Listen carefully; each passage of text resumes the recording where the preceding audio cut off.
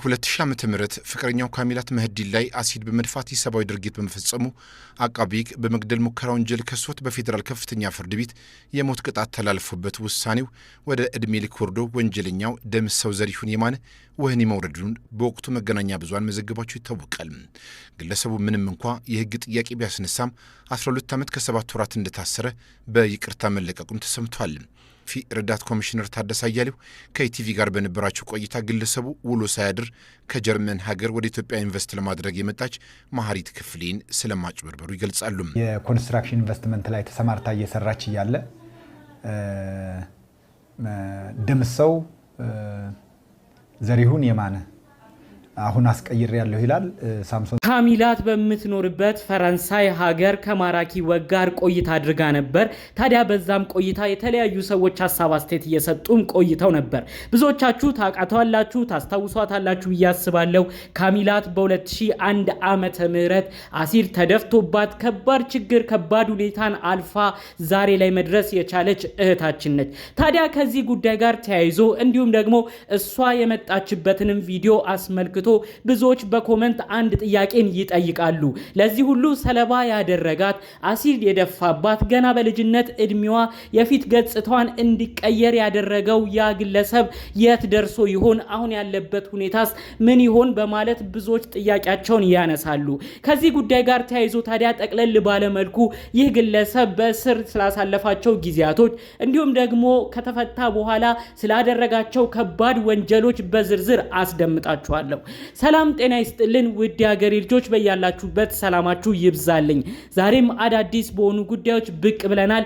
ለዚህ ቻናል አዲስ ከሆናችሁ ሰብስክራይብ በማድረግ ሁሌ የምንለቃቸው ቪዲዮዎች እንዲደርሱ ይሁን። ቀጥታ ይዘን ወደ መጣነው ዝርዝር መረጃዎቻችን እናልፋለን። እንግዲህ በማራኪ ወግ ላይ የተለቀቀውን ቪዲዮ ብዙዎቻችሁ አይታችኋል ብዬ አስባለሁኝ።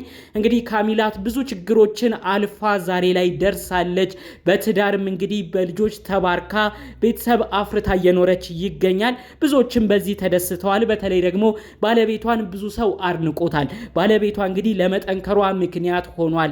በዚህ ገጽታዋም ከጎኗ በመሆን ሁሉም ወንዶች አንድ አለመሆናቸውን አሳይቷታል። ይህ ክብር ይገባዋል በማለት ብዙዎች ባለቤቷንም ሲያመሰግኑ ነበር።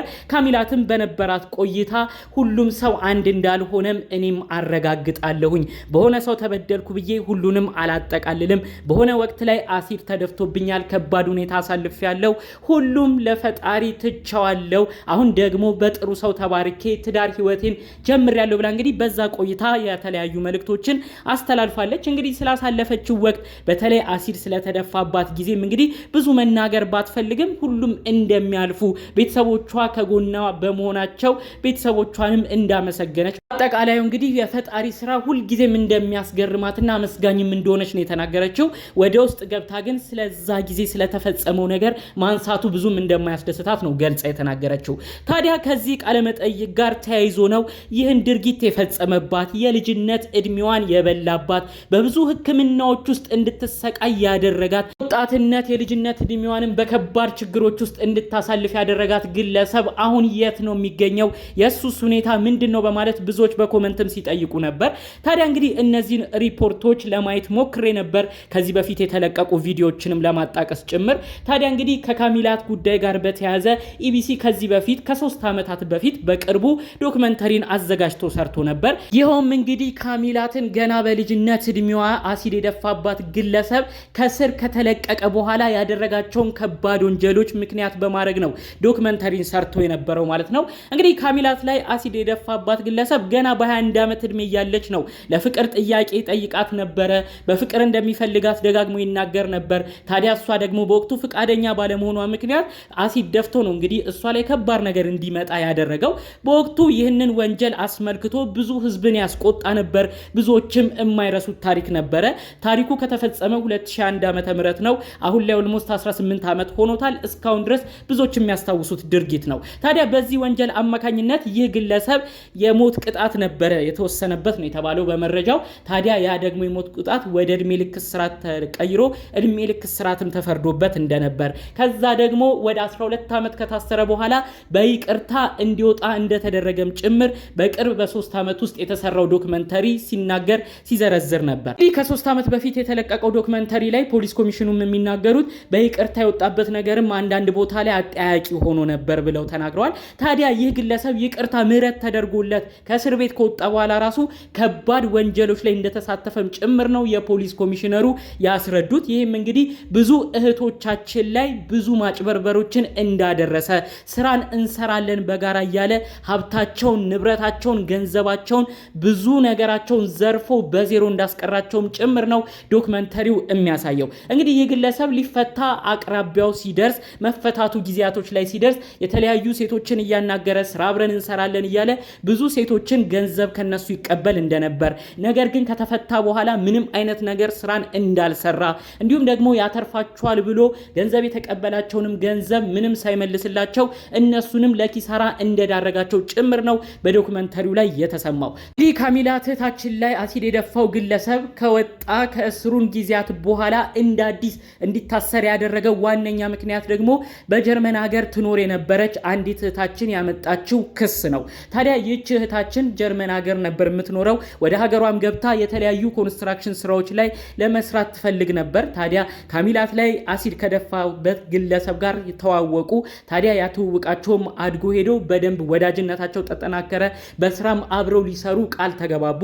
ታዲያ ይህንን የተመለከተችው ከጀርመን ሀገር የመጣችው እህታችን ለዚህ ግለሰብ ሙሉ ውክልና በጊዜው እንደሰጠችው፣ ታዲያ ይህ ግለሰብ ሙሉ ውክልናዋን ተጠቅሞ ያላትን ንብረቶች በሙሉ የኮንስትራክሽን እቃዎቿን፣ ማሽነሪዎቿን በሙሉ እንዳሸጠባት እንዲሁም ደግሞ ወደ ተለያዩ ቦታዎች በማዟዟር ጭምር እሷንም ለብዙ ኪሳራ እንደጨመራት ጭምር መረጃው ተሰምቷል። ታዲያ ይህንን የተመለከተችው ከጀርመን ሀገር የመጣችው በሀገሯም ኢንቨስት ልታደርግ አስባ የነበረችው ይህን ግለሰብ የቀረበችው ግለሰብ ታዲያ በወቅቱ በሁኔታው በመደናገጥ ወደ ክስ ወደ መመስረት ወንጀል ድርጊትም ተፈጽሞብኛል በማለት ጭምር እንግዲህ ክስ ልትመሰርትበት ትዘጋጃለች ማለት ነው። ይህንን የተመለከተው እንግዲህ ይህ ግለሰብ እሷ ላይ ሌላ ተጠርጣሪዎች እሷ ላይ እንዲነሱ በማድረግ እሷን እንዳጭበርባሪ እንድትቆጠር በማድረግ ድጋሚ እንግዲህ እሷ ሁሉን ነገር ተበድላ ያለ ብዙ ነገር እንዳጭበረበረች ተደርጎ ደግሞ በህግ አካላቶችም እንድትታይ በማድረግ የተለያዩ ሰዎችን በማቀናበር እንግዲህ ከጀርመን የመጣችው ግለሰብ ላይ ብዙ ድራማዎች እንደሰራባትና ብዙ ዋጋ የሚያስከፍሉ ነገሮችን እንዳረጋትም ጭምር ነው ዶክመንተሪው የሚያሳየው። ታዲያ ይህንን የተመለከተችው እህታችን ጉዳዩ ሁሉ ስላልጣማት ወደ መጣችበት ወደ ጀርመን ሀገር በወቅቱ እንደተመለሰች፣ ከዛ በኋላ ግን ህዝብም እንዲማርበት እንዲሁም ደግሞ የተለያዩ ማጭበርበር ድርጊቶች ላይ የተሳተፈ ግለሰብም እንደሆነም ጭምር በወቅቱ መረጃዎቹን ስታሰራጭ ነበር። ታዲያ ይህንን ተከትሎ ፖሊስ ባካሄደው ጥብቅ ምርመራ የተለያዩ የግል ተበዳዮች በብዙ ነገር ተጭበርብረናል፣ አንዳንዶቹም በማታለል እኛ በማናቀው ነገር እንዴት እንደሰጠነው እንኳን በማናቀው ነገር ብዙ ገንዘብ ተጭበርብረናል በማለት ብዙ ሴቶች ቅሬታ እንዳቀረቡም ጭምር ነው ፖሊስ በወቅቱ መረጃውን ያሳየው ማለት ነው። ያንንም ተመልክቶ ነው ፖሊስ ድጋሜ በሌሎች ወንጀሎች እዚህ ግለሰብ ላይ አዲስ ክስም በመክፈት እንግዲህ ይህ ግለሰብ በአዲስ ጉዳዮች ደግሞ ድጋሜ እንዲከሰስና በተለያዩ ወንጀሎች እሱን ተጠያቂ ለማድረግም ጭምር የተለያዩ ጉዞዎች እንደተጀመሩ በወቅቱ የሚያሳዩ ዶክመንተሪዎችን የተመለከት ነው ማለት ነው። እንግዲህ ይህ ግለሰብ በአጠቃላዩ ካሚላት ላይ አሲድ ከደፋ በኋላ በምህረት ከ12 ዓመት እስራት ቆይታ በኋላ ወጥቶ ነበር። ከወጣም በኋላ ደግሞ ብዙ እህቶቻችን ላይ ከባድ ሁኔታን በማድረግ በወንጀል በማጭበርበር በማስፈራራትም ጭምር ብዙ መጥፎ ተግባሮች ላይ እንደተሳተፉም ነው አጠቃላይ ያለው ነገር የሚያሳየው። ታዲያ በዛ ምክንያት በድጋሜ በእስር ላይ እንዳለም ጭምር መረጃው በወቅቱ አሳይቷል ማለት ነው። ጠቅለል ባለመልኩ ግን እንግዲህ ያው ብዙዎቻችን እስካሁን ድረስ ስሟ ከአይምሯችን አይወጣም። ካሚላት ጊዜው የቆየ ይመስላል፣ 18 ዓመትም ተቆጥሯል ይህ ድርጊት ከተፈጸመ። ነገር ግን እስከ ዛሬ ድረስ ካሚላት ሲባል ብዙዎች ያንን ሁኔታ ያስታውሳሉ፣ ብዙዎችም ድርጊቱን ይኮንናሉ። ይህቺ እህታችን አሁን ላይ በብዙ ጥንካሬ ቆማ ትገኛለች። ቅርቡም በማራኪ ወግ እንዳረገችው ቆይታ እናንተም እንደሰማችሁት እንዳዳመጣችሁት ሁሉ ነገር ለበጎ ነው የሚሆነው፣ ፈጣሪ አምላኬን አመሰግናለሁ ማለት እንግዲህ አሁን ያለችበትን ነገር አመስግና በአጠቃላዩ ግን አመስጋኝ መሆኗንም እንዲታወቅላት መልእክቷን አስተላልፋለች ማለት ነው። ብዙዎች እንግዲህ በሷ ህይወት በሷ አዲስ ኑሮ ተደስተዋል።